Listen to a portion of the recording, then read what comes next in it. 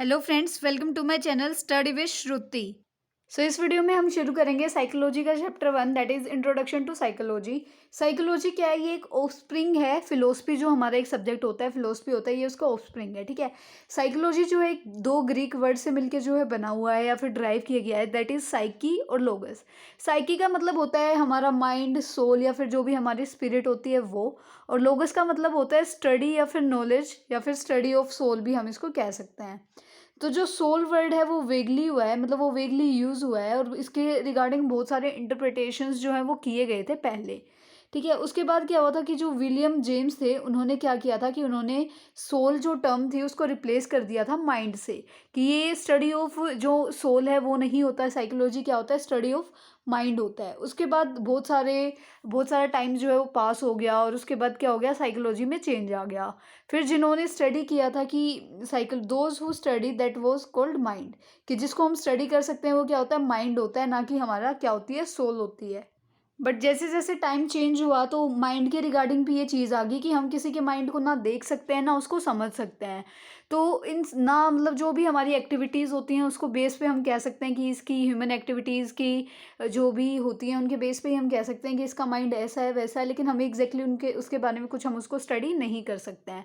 फिर एक साइंटिस्ट थे जो उन्होंने कहा कि जो विलियम वुंड थे, जो जर्मनी के साइंटिस्ट थे, उन्होंने क्या कहा था कि जो साइकोलॉजी है वो क्या है? स्टडी ऑफ कॉन्शियसनेस है, कि कॉन्शियसनेस में हम कैसे हैं, क्या हमारा कैसा हम रहता है, कैसे कॉन्शियस में हमारा माइंड काम करता है, वो सारी चीज़ों को। लेकिन इसको भी बाद में क्या कर दिया गया, टाइम के साथ इसको भी डिस्कार्ड कर दिया गया, मतलब इसको भी मना कर दिया गया कि नहीं, स्टडी ऑफ कॉन्शियसनेस क्या है वो माइंड, मतलब स्टडी ऑफ कॉन्शियसनेस को हम साइकोलॉजी नहीं कह सकते।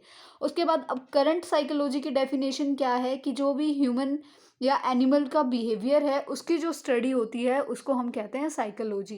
यानी कि बिहेवियर जो होता है किसी भी ह्यूमन का या एनिमल का उसको हम कहते हैं साइकोलॉजी। ठीक है। उसके बाद हम बात करते हैं बिहेवियर की, meaning of behaviour. Any manifestation of life is activity. हमारी लाइफ में जो भी होता है, जो भी मैनिफेस्टेशंस होते हैं वो सब क्या होती हैं? एक्टिविटी होती हैं। और बिहेवियर क्या होता है? कलेक्शन होता है बहुत सारी एक्टिविटीज़ का। अब इसमें अगर हम बात करें कि क्या-क्या जो टर्म्स हैं वो इसमें इंक्लूड होती हैं, तो सबसे पहले आता है मोटर और कोग्निटिव एक्टिविटीज़। इसमें क्या होता है कि मसल्स और जो मैकेनिकल एनर्जीज़ होती हैं, यानी कि मसल जो है इसमें इंक्लूड होती हैं, मस्कुलर वर्क होता है और जो मैकेनिकल एनर्जी है वो यूज़ होती है इसमें, जैसे कि वॉकिंग हो गया, स्विमिंग, डांसिंग, ये सब वो क्या होती है? मोटर और कोग्निटिव एक्टिविटीज़ होती हैं। उसके बाद आता है कोग्निटिव एक्टिविटीज़। इसमें क्या होता है कि हमारा जिसमें हमारा जो माइंड है वो काम करता है, यानी कि प्रॉब्लम सॉल्विंग जो स्किल्स होती हैं, आईक्यू लेवल होता है, किसी चीज़ को इमेजिन करना है, उसके इमेजिन करके उसके बारे में सोचना है, कोई भी थिंकिंग है, रीजनिंग है, वो सारी चीज़ें आती हैं कोग्निटिव एक्टिविटीज़ में। उसके बाद आता है अफेक्टिव एक्टिविटीज़। ये वो एक्टिविटीज़ होती हैं जो हमें इमोशनली कैसे हम अफेक्ट हो रहे हैं किसी भी चीज़ से, वो सारी चीज़ें हमें बताती हैं। जैसे कि हमारी फीलिंग्स, कि हम हैप्पी हो रहे हैं, सैड हो रहे हैं, हमें गुस्सा आ रहा है, ये सारी चीज़ें आती हैं इफेक्टिव एक्टिविटीज़ में। उसके बाद जो बिहेवियर होता है वो सिर्फ हमारी कॉन्शियस जो बिहेवियर होता है मतलब कॉन्शियस जो एक्टिविटीज़ होती हैं माइंड की, उन सबको नहीं देखता है। जो सब कॉन्शियस या अनकॉन्शियस टाइम पे भी जो होता है उसको भी ये जो है इंक्लूड करता है।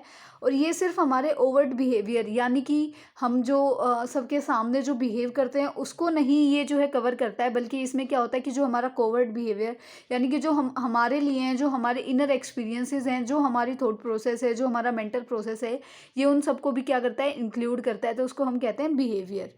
अब इसमें हम देख सकते हैं in a nutshell the term behaviour refers to, मतलब एक नटशेल में अगर हम बात करें कि जो बिहेवियर टर्म है वो क्या होता है कि जो भी हमारी एक्टिविटीज़ होती हैं, एक्सपीरियंसेस होते हैं एक लिविंग ऑर्गेनिज्म के, उसकी पूरी लाइफ टाइम में, उसके पूरे लाइफ स्पैन में उसको क्या कहते हैं?